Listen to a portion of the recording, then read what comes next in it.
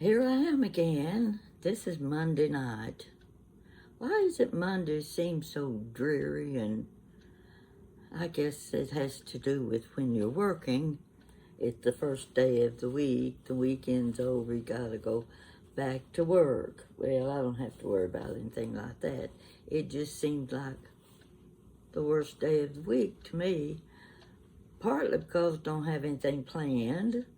What am I going to do today? What am I going to do the rest of the week? Well, I got to thinking, gee, I need to tell my viewers a little story. Now, these are true stories. We're not making up these Joan Crawford stories about my life like she did hers. Let's go all the way back to 60 years. 60 years? Yeah, 60 years. Why, you're saying, why 60 years? Okay, I'll tell you why. It's what I plan to do anyway. It was just 60 years ago last week that I got a divorce. Well, I didn't get the divorce. My husband did. He's the one that packed his bags and left. I was the one that stayed and kept the kids. So, we won't go into that dreary tale. It's just that I never remarried. Never found another one that I wanted. It had to be one better than what I already had, or else he can hit the road, Jack. So anyway, we might as well start this little story with when I got married. I was just 18 years old. My husband, he just got his papers out of the Coast Guard. He finished his term with the Coast Guard. And we got married and we were moving to Louisville. We were going to Louisville because he was going to go to the University of Louisville and get his education. And so we had to get an apartment there. Now, let's get into getting ready for the wedding. I have a niece that's getting married in a few days. Now, she's been married before, but she's getting married again. You know, one is never enough these days. You gotta have two or three. I'll just stay in the background and watch. So anyway, she'll be getting married, and I don't know if she's having a bridal shower or anything like that, because actually I wasn't invited to the wedding. Sometimes it works that way and suits me just fine. So my grandson, one of my grandsons, got married about a year and a half ago. And I remember getting the invitation. And with the invitation, you got a notice of the registry where she had applied for wedding gifts. Now, when I got married, we didn't do that. We were just the average families that you had a bridal shower. That's all you got.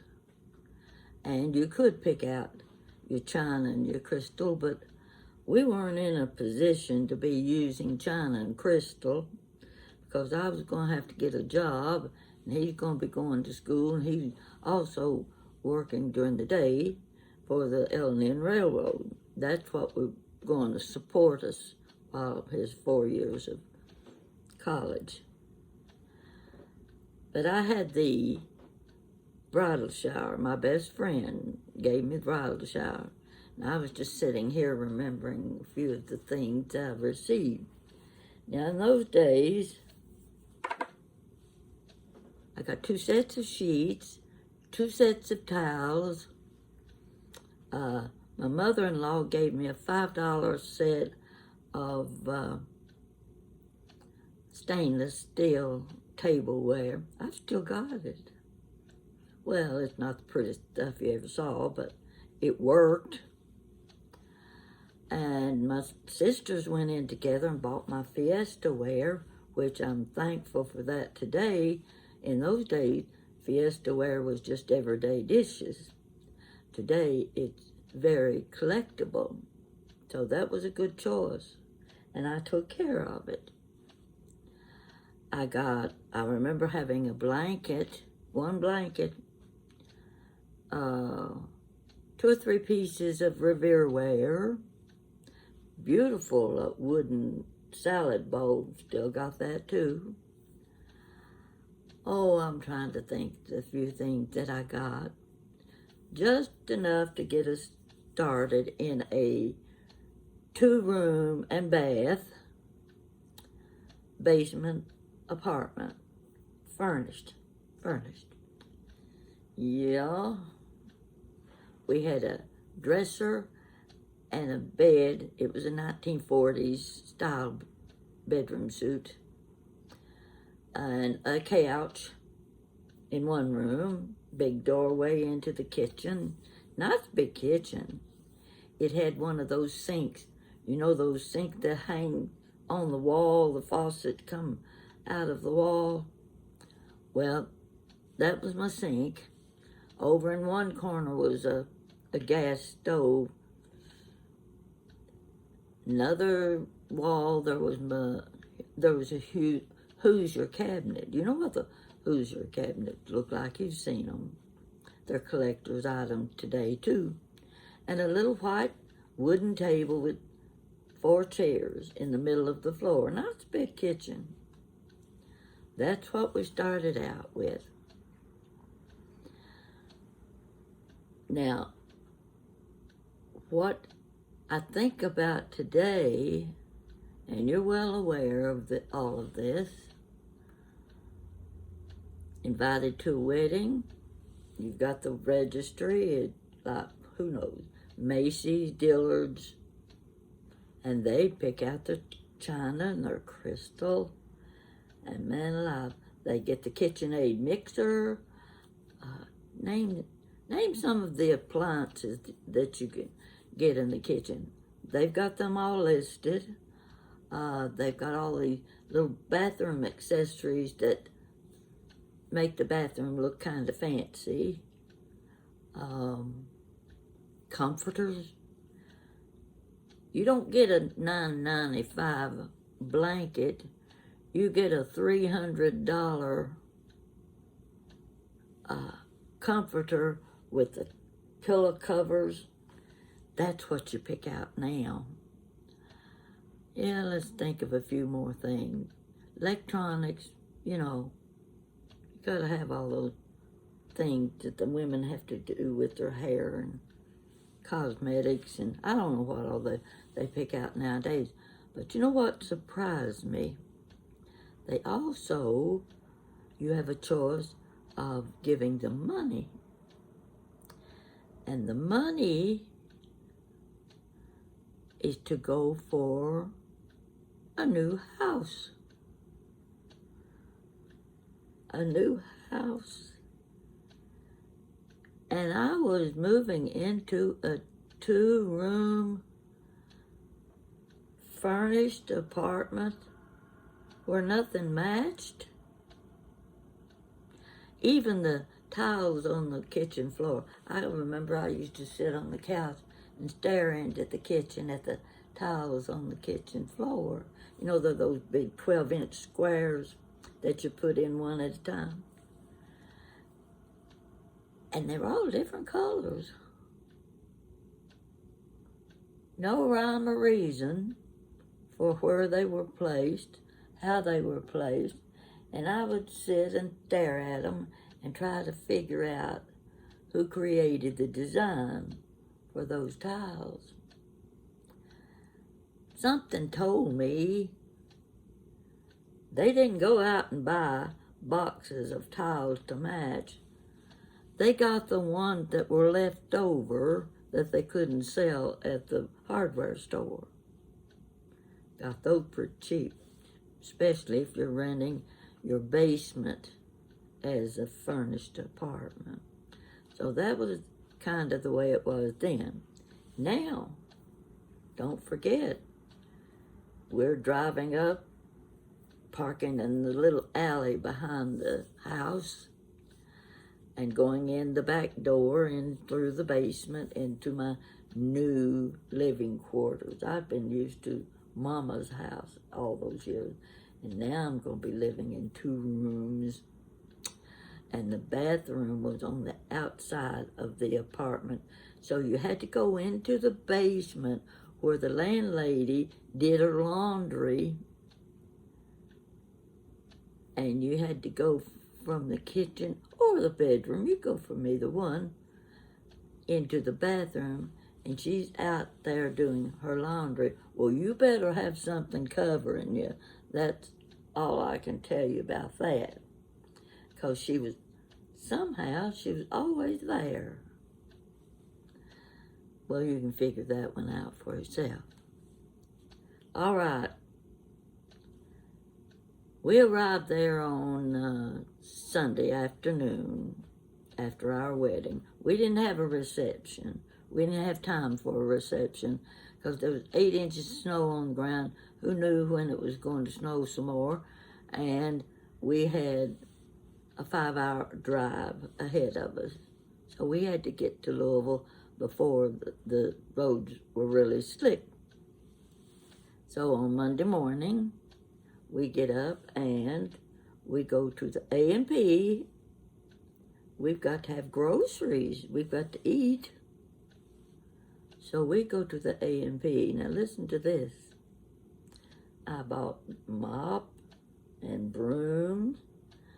I got dishwashing powders, liquid. I don't remember if we had dishwashing liquid back then or not.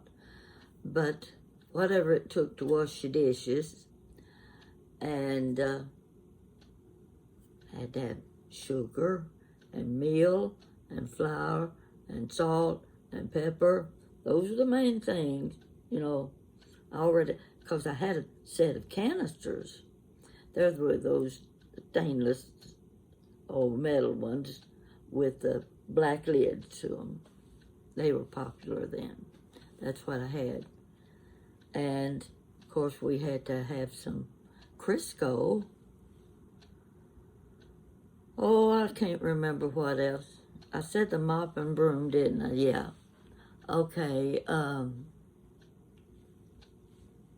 we had quite a bit of stuff in those grocery carts. They had the grocery cart then where little kids could sit in the baskets. And it was full. We started housekeeping on $20. $20. How many of those items do you think you could buy today for $20?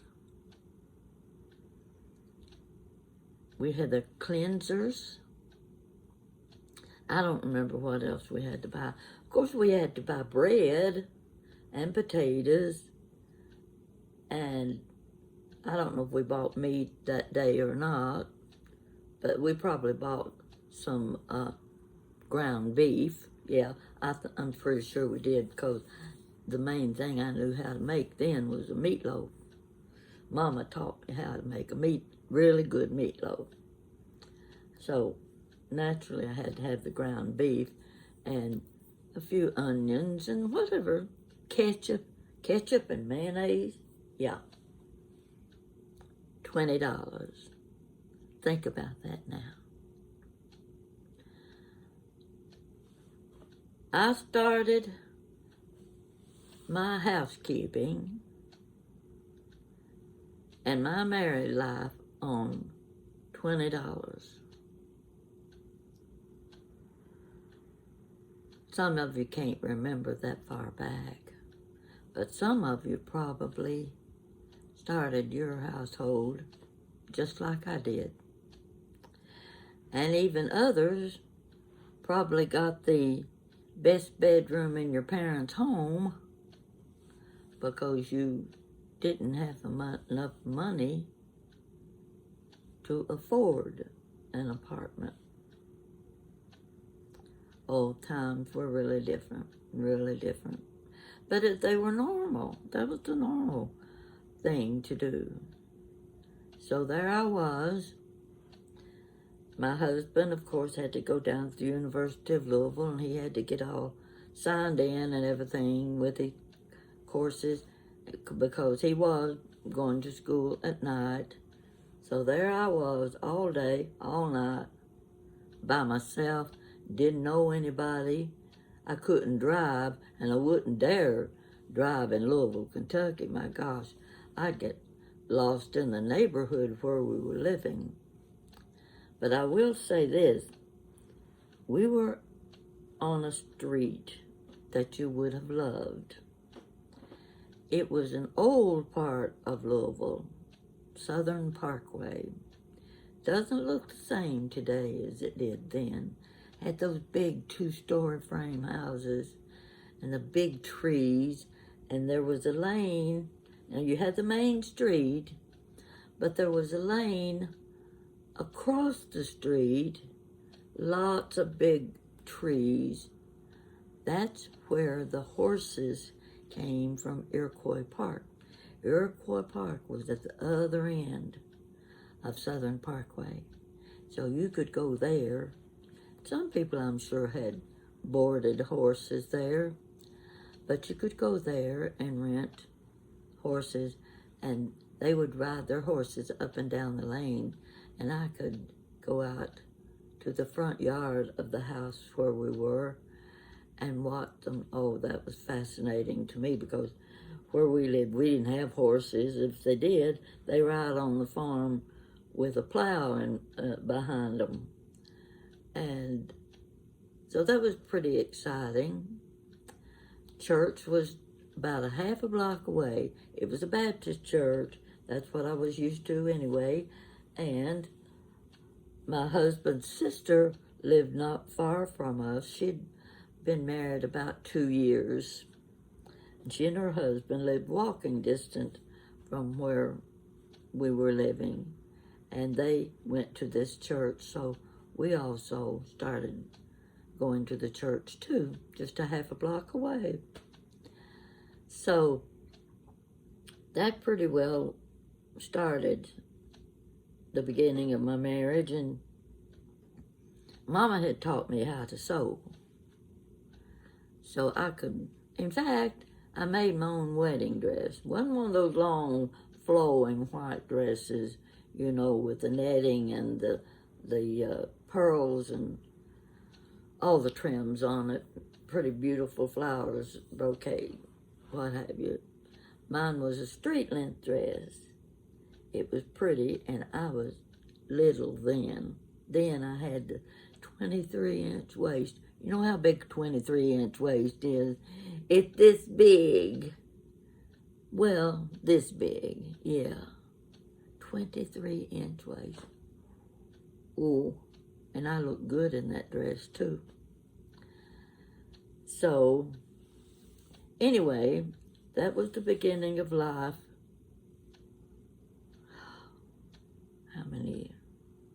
How many years ago has that been? 70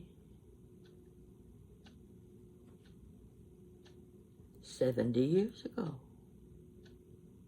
70 years ago, I got married. I'm not that old. Can't be that old.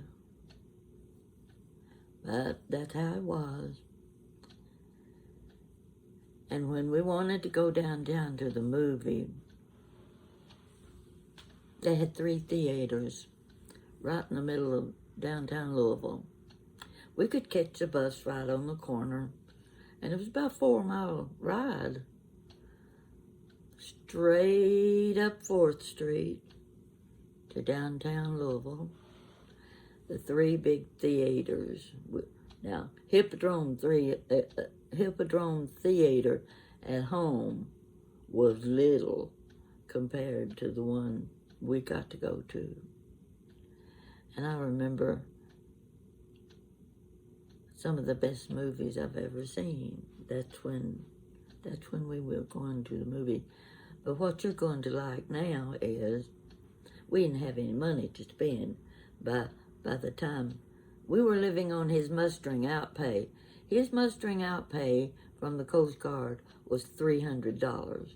So that got us started getting our groceries and our food and gas for the car. He had a little Dodge car. He took care of that car. It was, of course, a used car. We never had anything new. It was always used. But most of the young people then were living just like we were. We met a couple 2 months after we were married. They were going to the same church we were. You know what? 70 years ago, they're still living in Louisville. I go to Louisville every now and then. I call her, talk to her. She calls me. 70 years friendship. She got married 2 months before we did. I say she and he.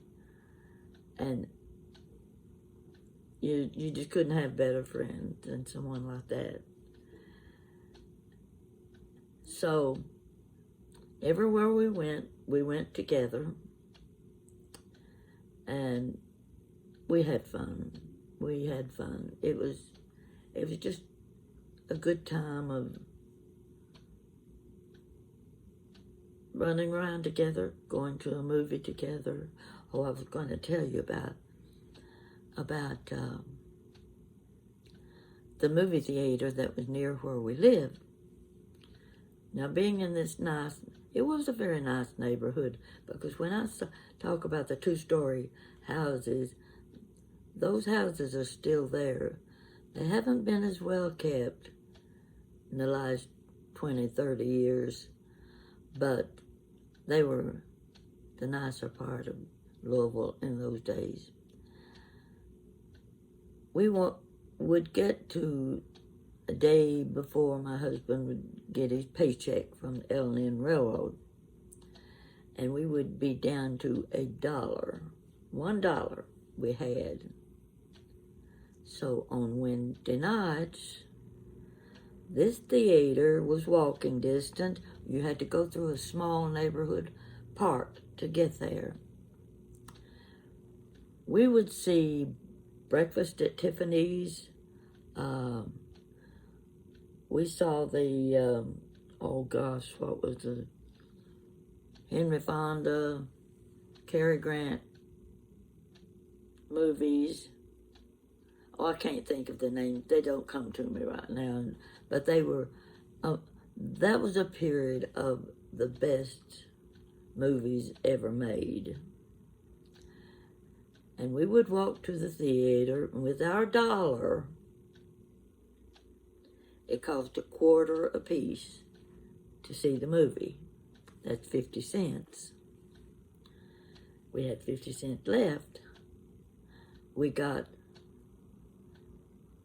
a bag of popcorn each and a soft drink.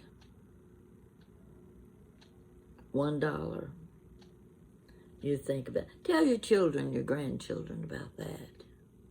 What would they think that you could see the first-run movies for 50 cents for 2? Big bucket.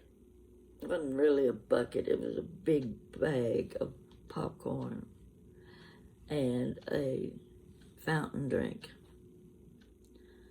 That was our monthly entertainment. And we'd come back home. We'd walk through the park. Pretty romantic walking through that little park. And what was always so funny The house where we were living, we had to go around the back of the house to get in through the basement. There was a nice covered front porch and nice big picture window. And my husband would say,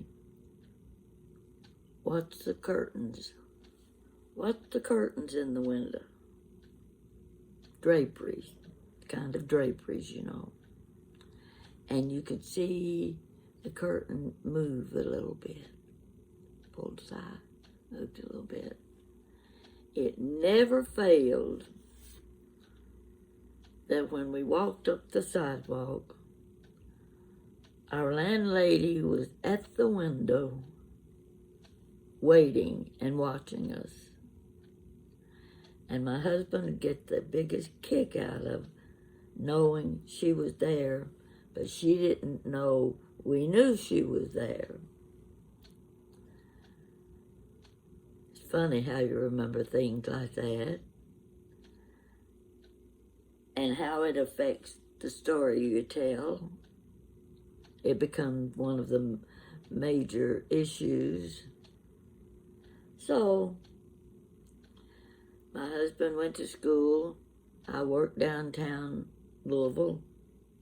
I first worked at Stewart's department store. I think Stewart's had like 6 floors. You had furniture on one floor, and you know, the ground floor had all the pretty jewelry, counters and everything. But I was working in an office job up in the dark room on the 4th floor. And I'll never forget, on my lunch hour, I don't know where I happened to be, on the floor where they have the returns. You know, you could return something if it didn't fit right or if it was damaged or whatever. And I just happened to be standing next to the woman who was returning a chenille robe. You know what I'm talking about, ladies. Back in the day when all of your house coats, long house coats, were warm, made of chenille, and she was returning it. She wanted her money back because the robe didn't hold up the way it should have. She had been wearing that robe for 6 months. I stood there in amazement.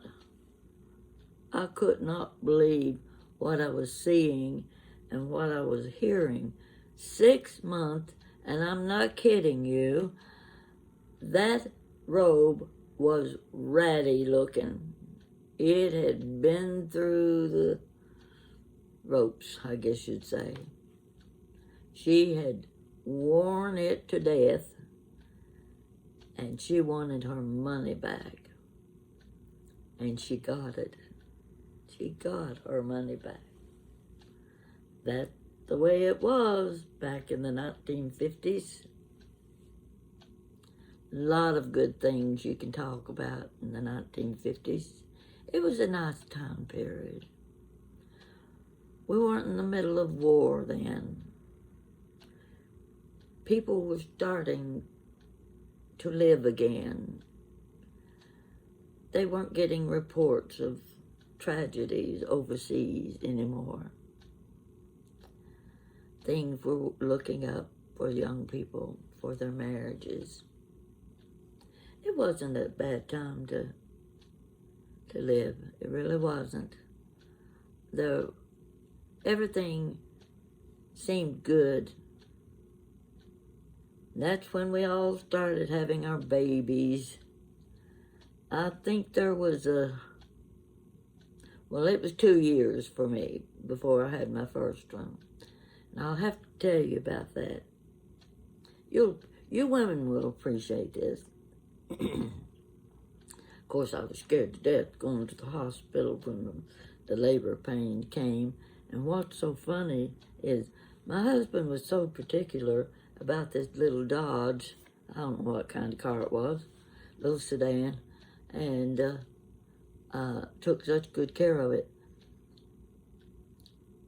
When he helped me into the car with labor pains coming and going, he had folded up his wool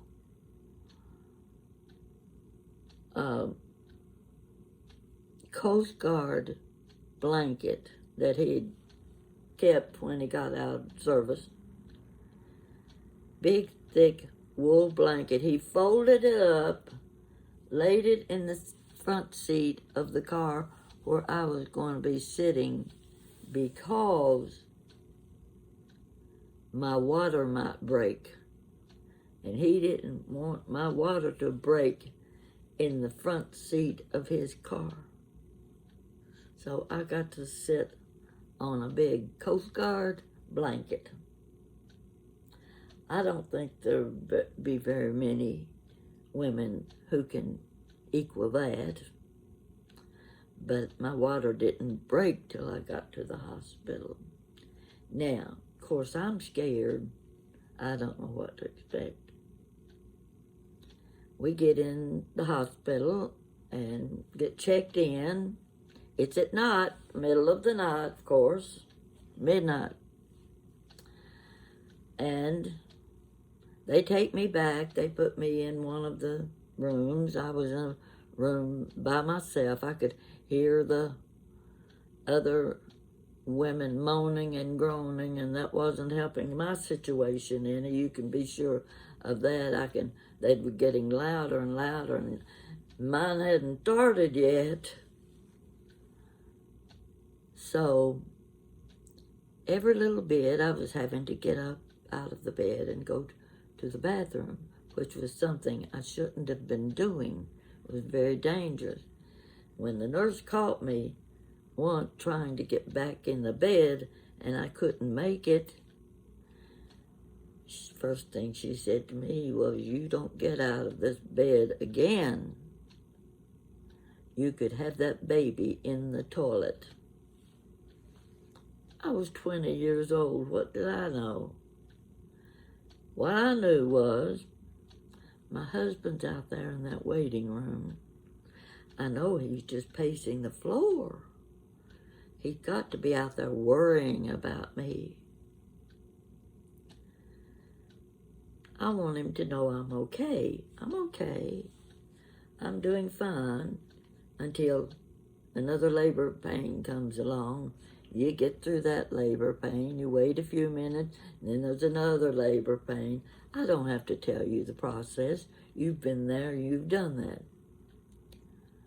But I'm worrying about him out there in that waiting room, pacing the floor, worrying about me. So I said to the nurse, "Can I go out to the waiting room where my husband is?" Sure. You can go if you feel like it. You can go on out. I went out to check on my poor husband. I looked and I looked and I looked over at that couch against the wall, and guess what? He was sound asleep on one of the couches in the waiting room. Sound asleep. And I thought he was out there worrying about me. Yeah, that didn't hit too well with me, but how could I complain because I was already going into the next labor pain? So I think that's just about enough about the early days, my early days.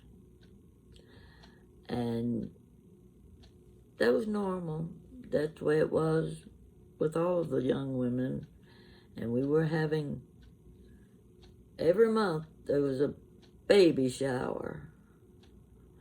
Well, I'd gone to so many baby showers I could have bought my whole layette with what I'd spent on gifts for my friends. So that's when Jan was born. That was 1956 when she came along. She's a pretty little thing, too. She still is. She came over Saturday. She's going to help me get my house straightened up. Too many boxes sitting in my living room that I had brought up from the basement. Still had Christmas things in them. Still had Easter decorations in them. And I needed to get them sorted and put in plastic tubs. They were in cardboard boxes. Wanted to get them all in plastic tubs. So I had a few tubs already, the nice big ones. So I went out and bought 3 more. I wanted to make sure everything was organized just right so I could find it when I needed it. So she came over Saturday. That girl's a worker. I was having back problems. I always have back problems when I have to work. And she was emptying one box and filling up a tub back and forth. And when she got through, she was taking part of them home, these things home with her, because I didn't have room, storage space for them. So she was taking them and marking the tubs so that I'd know what was what. And when she got through, she said, "Now look around." And I looked, and everything looked pretty good. Everything's in its place, except for a lot of books. Half of them were still on the couch. And I said, "We've got to do something with the books. I've kept them too many years. I don't look at them anymore." And she said, "Well, I'll take part of them to the antique shop, because women are always coming in looking at the cookbooks and the decorator books. And the books look like they've never been used, but they're really, really good reference books." So she's coming tomorrow morning. We have an errand we have to run together. And I said, "I'm going to have some books ready for you to take to the antique shop." But it made sure that she wasn't taking my Better Homes and Gardens cookbook, the red and white checkered one. So I think I've told you enough of my early life. There's not much to tell now. I don't get out and go very many places. Driving has been limited. Wearing my repaired earrings, and I got on my Eiffel Tower shirt.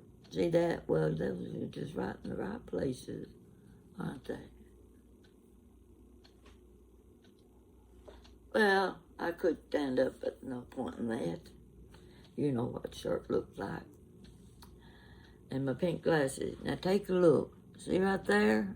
There's a missing rhinestone. Right there's 3 missing rhinestones. And over here, I think, are 2. I'm a little disappointed in these glasses because I haven't worn them that much, and the stones should not have come out. But the company I bought these from sent me a little package. It's around here somewhere. I keep it real handy. And with a little super glue, I can glue the rhinestone from that package into these places, because I paid too much for the glasses to not get to use them. And I kind of like them. They match my shirt, of course. You know that. Have I put you to sleep yet? Well, I'm going to be ready to go to sleep soon, but I've got a little bit of watermelon in the kitchen. I need to eat it before it ruins. So I'm going to finish my night off eating watermelon, and I'm going to get this video going. And don't fall asleep on me. Just shut me off and then come back and finish watching me later. I'll see if I can come up with a good story for you sometime soon. But that kind of, I thought you needed to know what getting married was like when you were 18 years old, 70 years ago. 70. I can't be that old. I guess I am, though. I was 18 years old. So, you have a good night's sleep. And let me know what you think about this little story. And maybe in the meantime, I can get my little rhinestone glued back here.